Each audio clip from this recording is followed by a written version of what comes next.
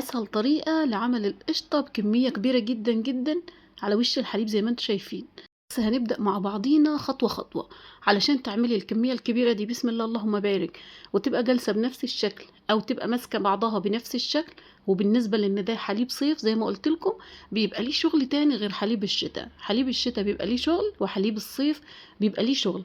اللبن اللي احنا بنجيبه في فصل الصيف بيكون حساس شوية. يعني احنا يعني ايه بقى حساس؟ يعني احنا لما بنشتغل فيه بيبقى عامله زي الطفل الصغنن اللي هو مثلا بتيجي في الشتاء بتعملي معاه شغل شكل او لبس شكل وغيار شكل وتشطيف شكل، وفي الصيف بيبقى ليه شغل تاني. يعني مثلا بيبقى ليه ملابس غير ملابس الشتاء. نفس الشكل برضو في الحليب، يعني احنا الحليب بيبقى ليه شغل في الصيف وشغل في الشتاء تاني خالص غير شغل الشتاء. تمام. النهارده طبعا عندنا ده شغل صيف وبسم الله اللهم بارك اللهم بارك زي ما انتم شايفين نتيجه ممتازه في القشطه ونتيجه اكبر من الممتاز في الجبنه. وتعالوا نشتغل مع بعضينا من غير اي اضافات خالص ومن غير ما ندفي حليب ومن غير اي حاجه خالص. بس تعالوا هنسمي بالله ونصلي على الحبيب المصطفى وندخل على الفيديو بتاعنا. عندنا هنا في البداية خالص الميزان ومصفرينه وحاطين عليه الطبق ولا الحلة بتاعتنا. وفي الصيف ما بنحطش الحليب على درجة الحرارة خالص يعني مش بنحطه على البوتاجاز خالص. تمام كده. في الصيف لو جايلي الحليب مجمد او ساقع بحطه على الرخامة على طول واغطي بعد المرحلة اللي احنا هنطلعه منها من التلاجة. تمام.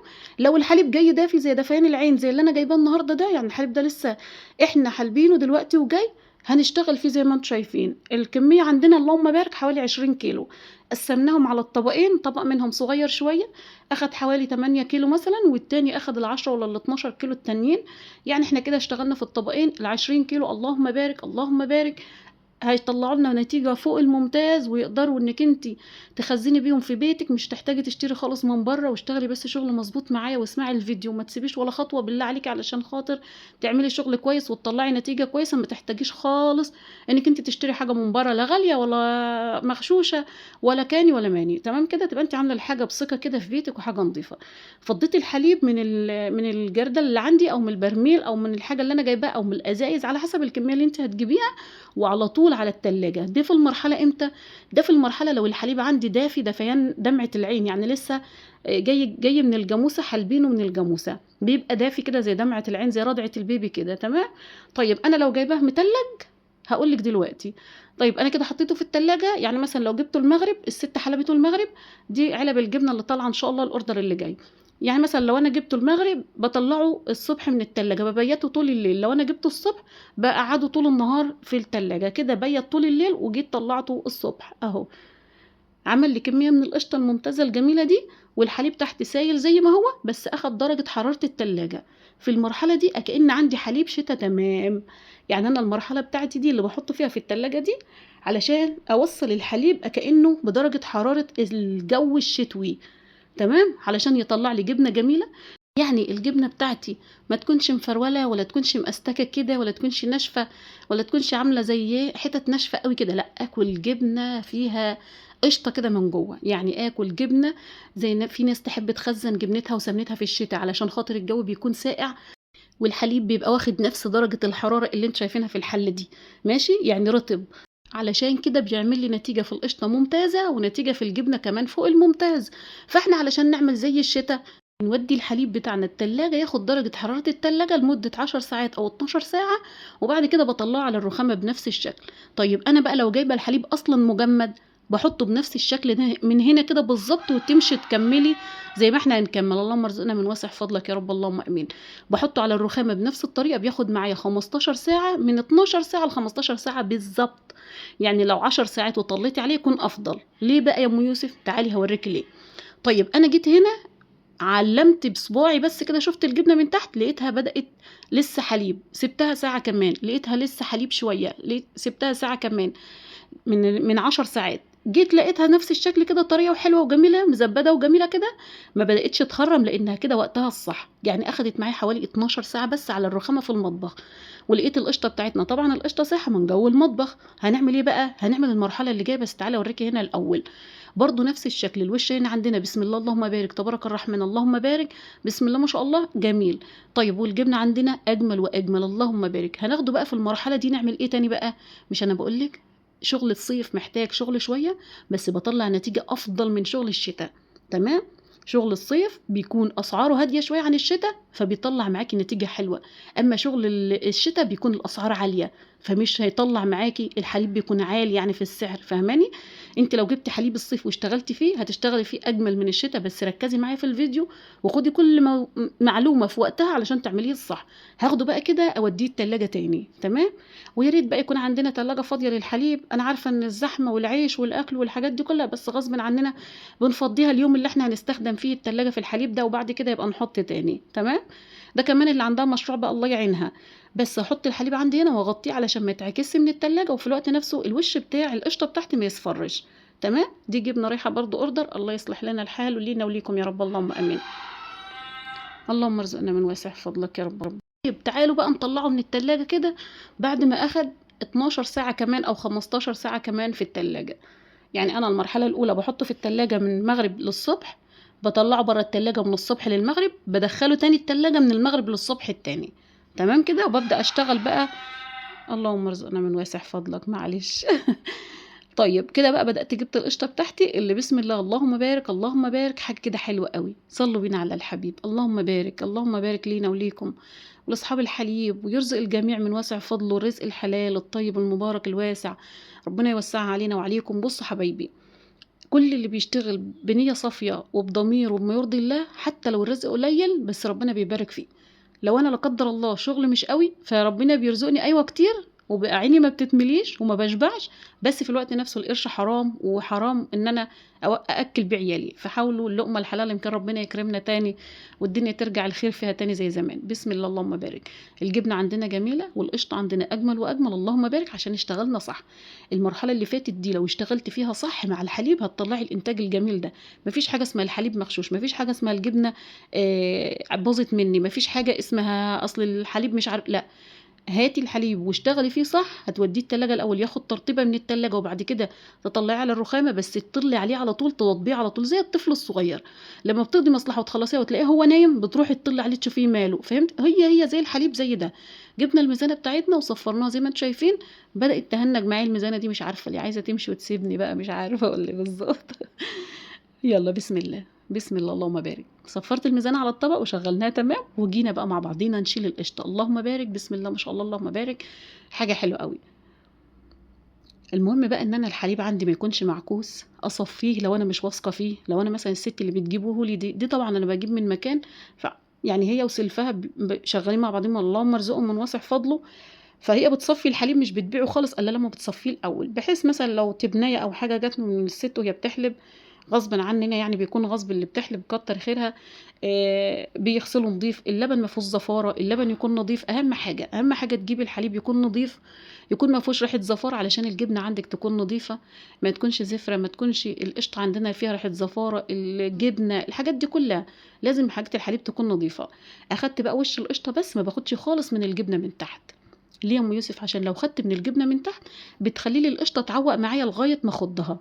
يعني انا بفكر ان انا كده هزود حجم القشطه، بس لا، بتطلع في المش اللي هي بنعمله مش ابيض اللي انتوا بتسالوني عليه. يعني ايه مش ابيض؟ هوريه لكم ان شاء الله في اخر الفيديو بعد ما نصفيه من القماشه، عشان ناس كتيره سالتني على القماشه وسالوني انت بتعملي فيها ايه، والحامض اللي بينزل من القشطه بتعملي فيه ايه. كل ده هنجاوب فيه ان شاء الله كده في الفيديو، احنا داخلين مع بعضنا بس مرحله مرحله.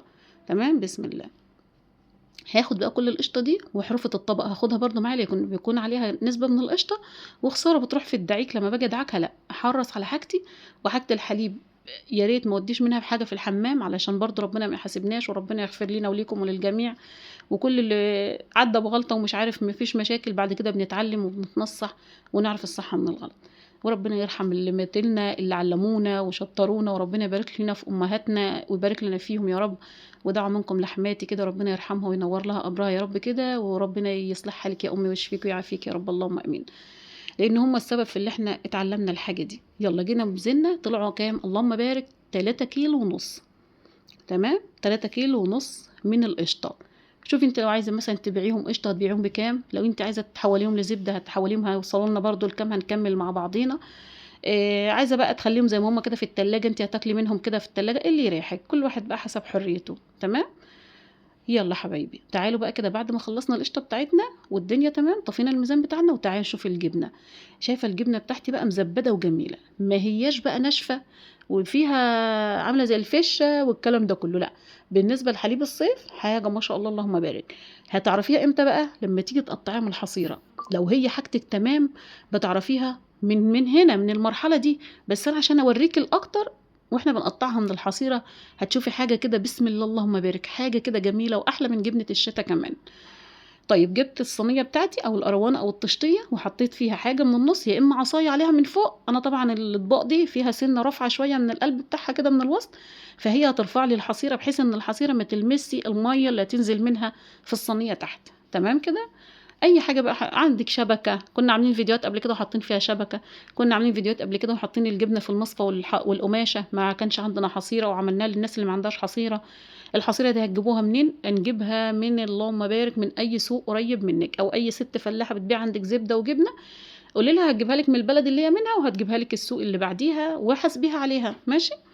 طيب جبت بقى الجبنه بتاعتي والحصيره عندي تكون نظيفه، وبديها نفضتين كده، بمسك بايدي اليمين وايدي الشمال الايدين بتاعتها واقربهم لبعض بسكعتين 3 كده، بحيث لو فيها تراب او فيها اي عفاره من الجو تنزل منها. بس الاصلح ان انا بكون غسلها قبلها بيوم. يعني انا مثلا هعمل الجبنه دي بكره بكون غسلها النهارده حتى لو هي نظيفه. بغسلها ليه بقى؟ بتخلي لي حته الجبنه بيضه زي الكهرمان كده. تمام. يبقى انا لما باجي اكل حته الجبنه عمرها ما بيكون فيها عكاسه طالما الحصيره عندي نظيفه والحليب عندي من الاساس نظيف. تمام. بس كده، علشان كده الحليب دايما امي وحماتي كانوا دايما يقولوا ايه؟ النظافه النظافه النظافه ثم النظافه. ليه؟ لا دبانه ولا كاني ولا ماني والكلام ده كله ما يجيش على الحصيره بتاعتك. حتى لو لا قدر الله انت غسلاها وركناها يوم واتنين ما حطيتيش جبنه، قبل ما تحطي فيها تاني لازم تغسليها، علشان ما يكونش في ريحه زفاره، ما تكونش الحصيره مكتومه في مكان وتكون مش مغسوله من المره اللي فاتت كده. تمام. نزلت الجبنه اللي هتكفي الحصيره دي، لان الحصيره دي ما شاء الله اللهم بارك كبيره، فاخدت تلتين الجبنه اللي عندي، اخدت طبق وخدت نص الطبق التاني. جبت حصيره تانية، انا كنت بيني وبينكم بقول احطهم كلهم في الحصيره الكبيره، بس لقيتها هتبقى قطعتها كبيره بزياده عن اللزوم قوي وما يبقاش شكلها لطيف لما نيجي نقطعها. طيب جبت الحصيره التانية برضو واديتها نفضتين برضو زي ما انتم عارفين، وبدات حطيتها بحط الحصيره الوش اللي ما فيهوش اربطه فوق على الوش. تمام. الوش اللي ما فيهوش اربطه، مكان الدبار اللي في قلبيها ده اللي ماسك السمر في بعضه ما يكونش فيها اربطه فوق، الاربطه دي بتكون تحت علشان ما تجيليش في قلب الجبنه وتعملي فيها شعرايه كده مش حلوه. بسيبهم هنا امتى بقى؟ حوالي نص ساعه. طيب في النص ساعه هنقعد؟ لا مش هنقعد، هنخض الزبده بتاعتنا اللي هي القشطه هنحولها لزبده. تمام. بحته المضرب السلك عندي وبشتغل بنفس الشكل اللي انتوا شايفينه. ما عنديش مضرب سلك، عندي مضرب كهرباء اشتغلي بيه. ايدك وجعاكي خالص ما عندكيش مضرب ده ولا ده، اعملي بايدك. ايدك وجعاكي خالص حطيهم في برطمان ولق لق لق، اي عيل من عندك او زوجك او اي حد يضربهم لك كده في الخلاط كده هتلاقيهم زي الفل زي ما انت شايفه كده. دقيقتين 3 وتلاقيهم اتحولوا لنفس الشكل، دقيقتين كمان وتلاقيهم اتحولوا لك لزبده وبسم الله اللهم بارك. في المرحله دي ما بتستويش معايا ليه؟ ان انا واخده جبنه من تحت. لما ببقى واخده جبنه من تحت من الجبنه مع القشطه بتبقى بنفس الشكل. طيب لو انا مش واخده جبنه بتتشكل معاكي بنفس الطريقه وبتبقى حلوه قوي، ما بتاخدش معاكي اي وقت خالص. وبالايد كمان لو انت غاسله ايدك ومنضفاها كويس كويس قوي وايدك نظيفه وخضيتي بايدك ما بتاخدش وقت اكتر، يعني 5 دقايق بس بالظبط كده وبسم الله اللهم بارك بتلاقيها خرزت معاكي وعملت زبده والدنيا تمام. طيب انا عايزه خض الزبده ده بقى يا ام يوسف كانه زي القربه بالظبط. هقول لك تعمليه ازاي دلوقتي. يبقى ريحه الزبده البلدي بتاعه القربه تمام وانت كمان ما عندكيش قربه. هضرب بس كده شويه لغايه ما تيجي لمرحله معينه، وهضيف لك اضافه دلوقتي هتخلي لك الزبده زي الخض بتاعه الخضاضه بالظبط، بتاعه القربه بالظبط. تمام. جبنه الخضاضه بمناسبه ما قلنا كلمه خضاضه دي انا ما بحبهاش، ليه؟ بتبقى ناشفه. لو انا جبتها وبقيت عندي يوم بتنشف، لو انا جبتها وخزنتها في المش بتنشف. تمام. يبقى جبنه الخضاضه ما ينفعش انك انت تخزنيها في المش. تعالي بقى دي الاضافه اللي انا بقولك عليها اللي هتخلي لك الزبده زي خض القربة تمام. شوية المية دول كده كده الجبنة أصلا كانت عندي في التلاجة، فالمية بتاعتها ساقعة وحطيت منهم. دول بقى بيخلي لي الزبدة عندي هتشوفيها دلوقتي لونها أخضر وجميل وحلو قوي. بجد بجد هتلاقيها حلوة أحلى من خض القربة كمان وأنضف. في ناس ما بتحبش خض القربة تقول لك علشان النفخ فيها والنفس، وفي ناس ما بتحبش خض الايد يقول لك عشان الايد، فبنحاول نراضي هنا وهنا. فاهو اشتغلنا بالمضرب السلك وحطينا برضو اللي بيكون في خض القربة معاها هنا برضو، والنتيجة ممتازة. تمام. يعني حطينا شوية الشرش اللي هي مية الجبنة، خلت شايفة الزبدة عندي خضرة كهرمان كده جميلة قوي. كمان لسه هضربها دقيقتين كمان لما شكلت اهي كده، شكلت بقى جميلة وحلوة قوي. تعالوا بقى كده نصفيها. المرحلة دي بقى أهم مرحلة في الزبدة. ليه يا ام يوسف؟ المرحلة دي زي ما قلت لكم أهم مرحلة في الزبدة. لازم أعصر الزبدة بتاعتي حلوة قوي أهي. شايفة الزبدة عندي اللهم بارك، ولا خضاضة ولا قربة قصدي، ولا تخضي في قربة ولا تغلبي نفسك ولا أي حاجة خالص. اشتغلي زي ما بقولك في الفيديو وهتطلعي نتيجة ممتازة. جبت شوية مية فيهم شوية تلج حلوين كده، وببدأ أعصر كل الزبدة اللي عندي. استنى اما ناخد الطبق ناحيتنا كده علشان ايه ما نشنطش قوي يعني، او ما نمدش ايدينا قوي. تمام. هفضي بس ده، وبعد كده هبدأ اعصر الجبنة الزبدة بتاعتي كلها. وكده دي مرحلة ان انا حولت القشطة لزبدة حسب ما انت عايزاها. عايزة تاكليها قشطة وبتحبيها قشطة وتحطيها على الحلويات اللي يعجبك، تاكليها مع الفطير برضو اللي يعجبك. عايزة تعمليها الزبدة وتحولي الزبدة لسمنة عشان تسيحيها وتاكلي بيها الاكل الطبيخ، مفيش مشاكل اللي يريحك انتي. تمام. اهو في ناس بتطلبها مني قشطه، وفي ناس بتطلبها مني زبده، وفي ناس بتطلبها مني سمنه. فكل واحد حسب طلبه، كل حاجه طبعا وليها سعرها. تمام. اهو هنطلع بقى كل اللي في الحامض بتاعنا ده ومش هنرميه برضو، مش هنرمي اي حاجه خالص من الانتاج بتاعنا. هوريكي دلوقتي هتعملي بيه ايه، حاجه هتاكليها احلى من الجبنه كمان، واحلى من اللي انت بتشتريها من المحلات كمان. طيب اخدت بقى كل الزبده اللي عندي دي، وتعالي بقى كده نركن دلوقتي ونشوف الزبدة بتاعتنا علشان نغسلها كويس. ودي المرحلة الأهم خالص اللي أنا بقول لكم عليها، إن أنا أغسلها علشان ما تمررش معايا. لو أنا خليت الزبدة شلتها من الحامض على طول، كورتها ووزنتها وشلتها، ده السبب اللي هو بيخليها تمرر معايا. هنا بقى المرحلة دي لما أنا بغسل الزبدة كويس تقوم ما تمررش معايا. لو قعدت 100 سنة في الفريزر، مش بقول لكم سنة، 100 سنة على ضمانتي أنا. تمام. واللي تاخد مني حاجة تلاقيها ما يشحق تقول لي، وبيني وبينكم ربنا انا بديكم احلى حاجه علشان خاطر محدش يقدر يقول دي حاجه بايظه او حاجه مغشوشه او حاجه كاني او ماني. والحته التانية، انتوا في الاول اول حاجه انتوا حبايب قلبي ونور عيني، وما اقدرش ان انا اديكم حاجه وحشه. تاني حاجه بيني وبين ربنا، ربنا ما يبقاش يسالني على حاجه مش مستاهله ويحاسبني عليها هناك في الاخره، وانا ما اقدرش اجيب بدلها هناك. فهمتوا؟ فالمرحله الاولى علشان انتوا حبايبي ولازم اديكم حاجه حلوه زي ما انتوا معايا في الشغل بتاعي، لازم اديكم حاجه نظيفه.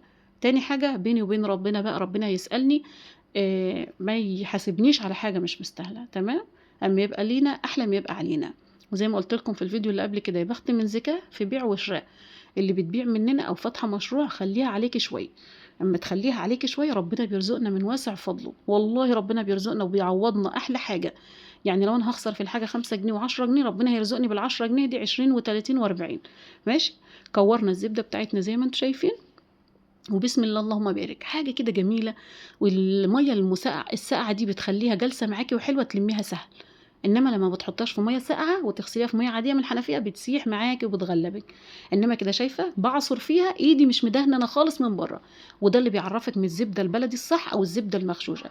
الزبده المغشوشه لان بيبقى عليها سمنه ودهون، بتبقى مخليه ايدك كلها بتلمع، كلها سمنه بتلمع. ماشي. ومهما تغسليها بتفضل مجليطه شويه او فيها دهون شويه. انما الزبده البلدي ما بتسيبش اثر في الايد الا ان كانت لا قدر الله الجو حر وهي سايحه.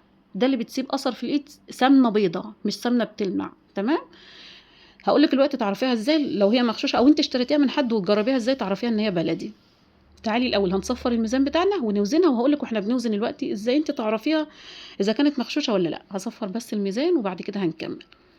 اخدت عندي ايوه بهزها كده الهزتين دول علشان خاطري لو فيها ميه تتصفى. تمام. اهو لازم اعصر شويه بايدي بس مش بدوس جامد بقى عشان ما بوظش الرطل معايا مساوي حلو. انا بمسح بس الميه اللي عليه من على الوش.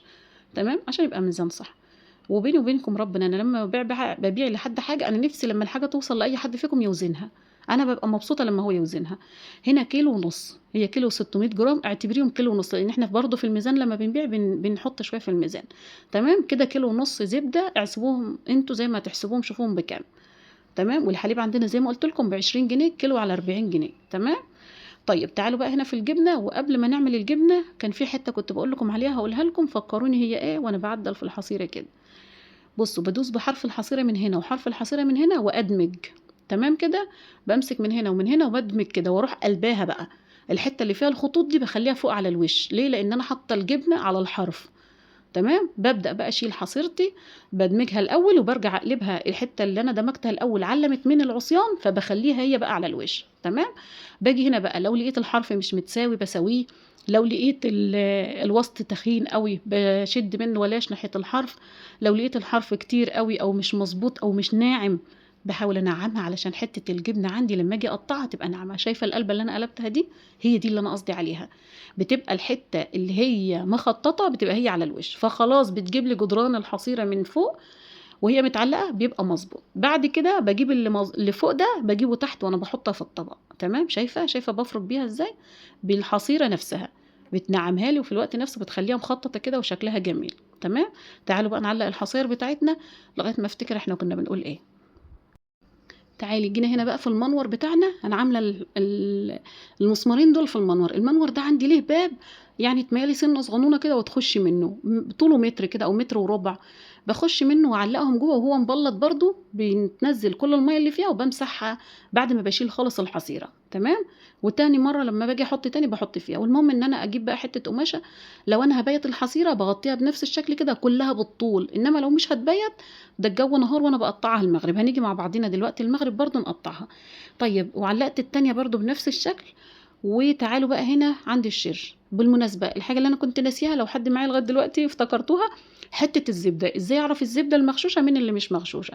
لو انا مثلا بعت لام يوسف دي جابت لي زبدة، اول ما بتجيب الزبده بتاعتي باخد حته من الرطل اللي عندي او حته من الكيلو اللي انا شارياه واحطها في طبق ألمونيا صغنن على البوتاجاز. هتسيح معايا. لو بدأت تدي حمار من على الحروف دي سمنه بلدي، بدأت تغلي في الطبق ما اتحرقتش دي مش سمنه بلدي. تمام كده. وجربوا من اي حد في نص رطله او في نص كيلو، وبعد كده يبقوا اعملوا اللي انتوا عايزينه او اشتروا او ما تشتروش يعني. فضيت كل طبعا الطبق الازرق ده او البنفسجي ده كان فيه شرش كنت شايلاه من الصواني علشان كان هيتكب على الرخامه.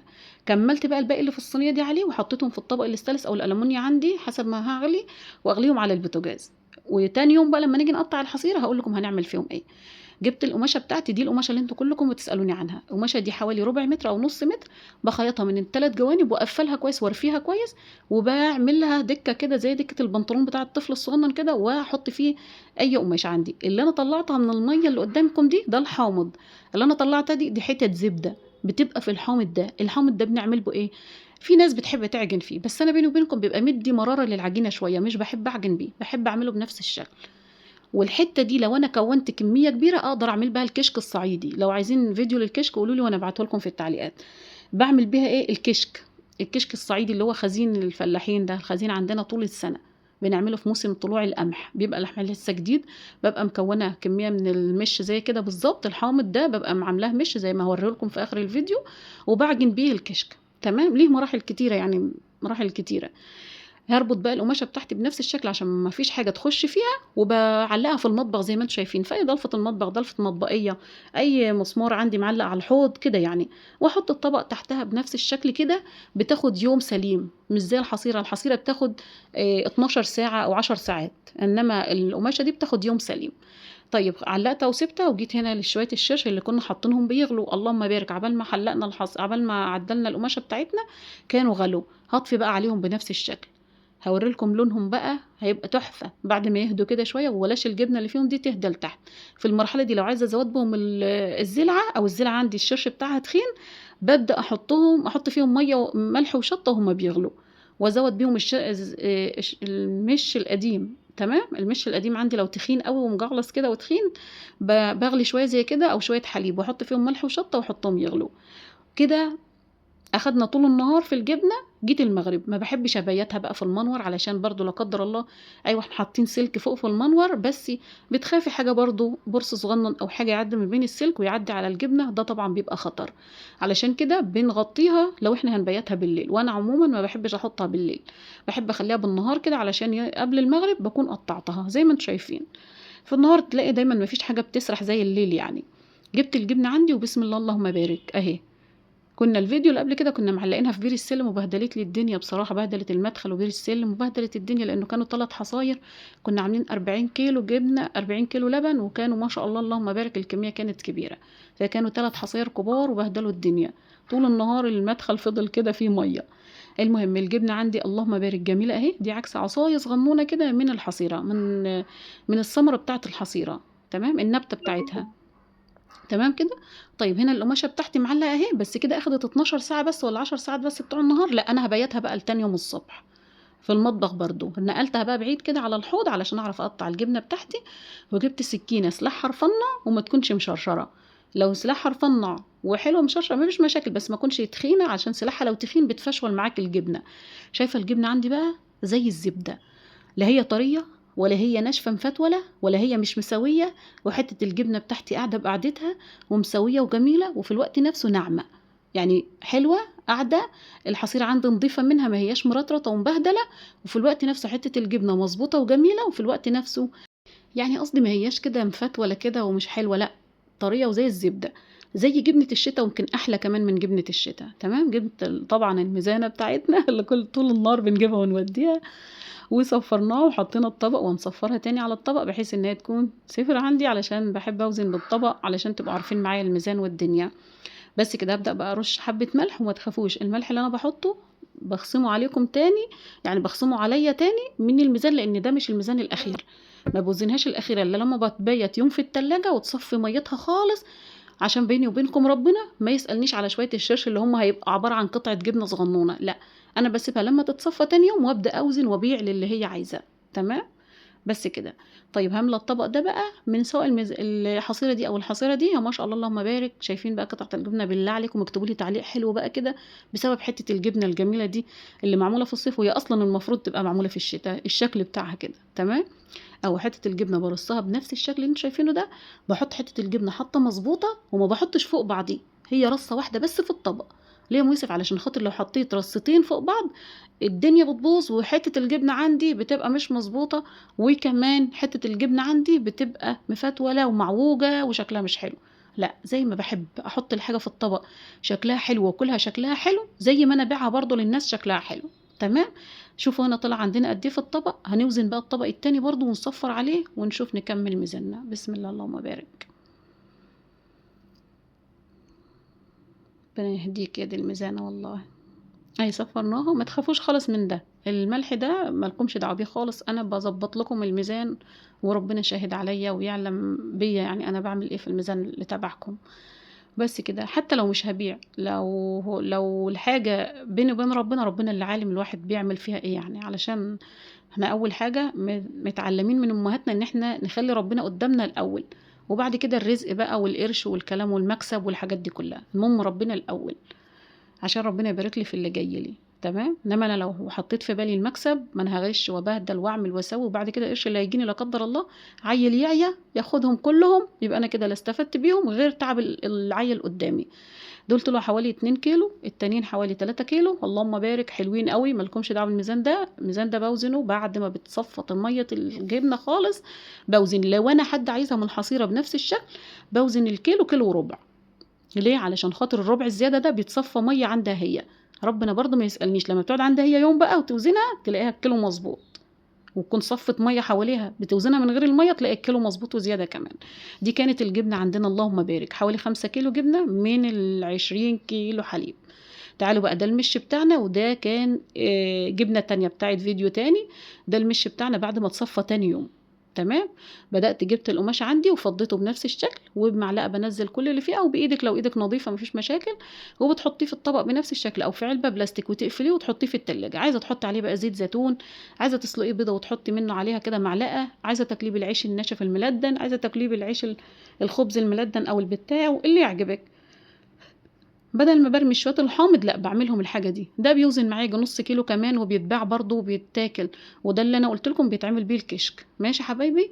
يلا كده يعتبر الفيديو عندي انتهى، وانا شرفتوني النص ساعه دول، ربنا يبارك لي فيكم ويحفظكم. لو حد معايا لغايه دلوقتي يدعم بس الفيديو بلايك، لو اخدت اي معلومه هتكرميني باللايك اللي انت هتحطيه. ودول كانوا جبنه تانية. شايفين الشرش بقى عندنا لونه جميل ازاي جنب البوتاجاز؟ يلا حبايبي اشوفكم على خير ان شاء الله في فيديو